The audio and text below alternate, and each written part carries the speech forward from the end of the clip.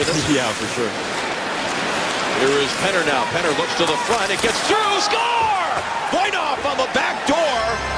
And the LA Kings have come back to tie this game 1 at 1 apiece. St. Louis went to sleep there.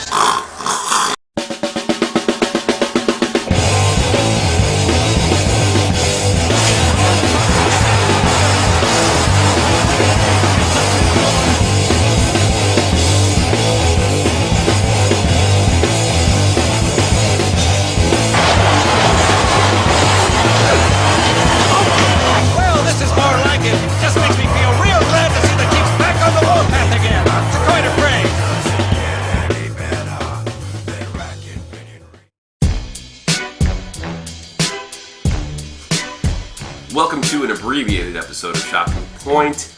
I hope to be just a little more exciting than that St. Louis LA game. I think I can do it. I'm going to try to do it. It wouldn't be too hard. What a snore last night. That leads me to my first question. It's a question for you, and I hope it's answered. Are Shanahan's sometimes bizarre suspensions, ones that the justice just doesn't seem to add up, having an impact on the emotional play of this series? Now, their physical play is still good. The fighting's been virtually eliminated, but I did notice there was a lack of emotion.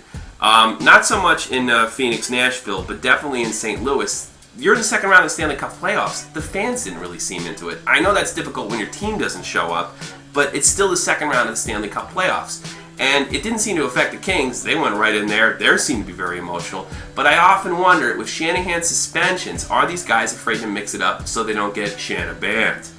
It is an interesting question. Even in the Rangers-Capitals series, there seemed to be a lack of emotion from the Capitals, even after coming off a huge series like in Boston. That was a really emotional, high-intense, high-octane series.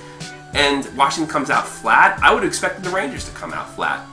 Washington had a terrible, terrible call against them where it could have been a penalty shot. It could have been a minor. It could have been, it might even have been a clean goal. I didn't see Dale Hunter getting upset. Is he afraid to get upset? Is he afraid to invoke emotion so fights come out? Has the league told the coaches to tone it down? Now, the ratings were high. Maybe the ratings were high because of the emotional level. I really wonder if Shanahan's suspensions are having an impact. And I also wonder, is Shanahan really making these suspensions, or is he just a face or a mouthpiece of the league? This safety office or what have you. He's the head disciplinarian of the safety office. Who else is in the safety office behind Shanahan?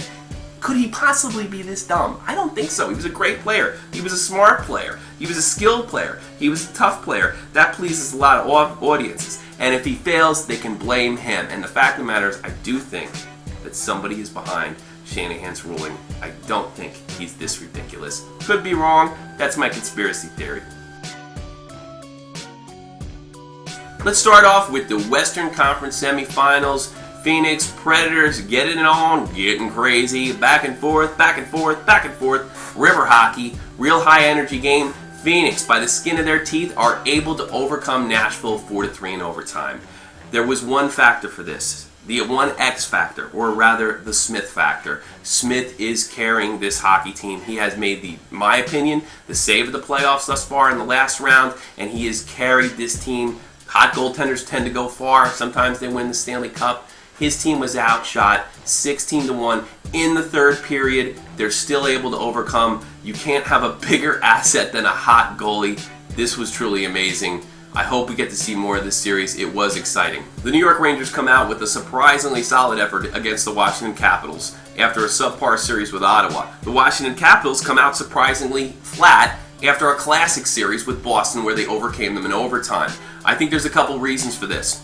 The New York Rangers eat pucks for breakfast. They block more shots than guards for Mohamed Karzai. Not only that, the defense is creating offensive opportunities, just like you saw against Ottawa in Game 7. If this keeps up, the Rangers should do very well. And the fact of the matter is, Ovechkin and the Washington team have to show up with more passion. It's really surprising after the last series that there was such little passion on the ice. Alexander Ovechkin, credit to the Rangers, was shut down. He really wasn't much of a factor, and I thought at times he was floating. Lundqvist looked really sharp in net. The guy's on his game. The Rangers need Lundqvist to be on his game if they want to advance. Maybe Dead on Dave was right. Maybe the Rangers got their wake-up call. The Kings overcome St. Louis with a great effort, but it was an absolute friggin' bore. What a snore. What a boring game. Unless you're an LA fan. LA did play really good on the other hand. St. Louis, apparently, their jerseys and their skates showed up, but nobody was in those jerseys and skates. What an absolute snore. What a boring game after I'm used to watch. This is the first bad game of the playoffs, in my opinion. Where was St. Louis? Defensive lapses in their own zone, at one point even giving up a shorthanded goal. The Kings came to play.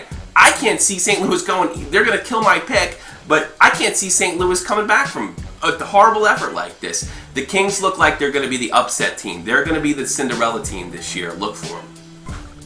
All right, that's going to wrap it up. I just want to make a small correction. You know, I didn't mention that Quick was absolutely spectacular in the St. Louis LA game. It was a bore overall, but Quick really was spectacular. He's just, I think, just a hair behind Smith in the goaltender of the playoffs so far. So I definitely want to give credit where credit's due.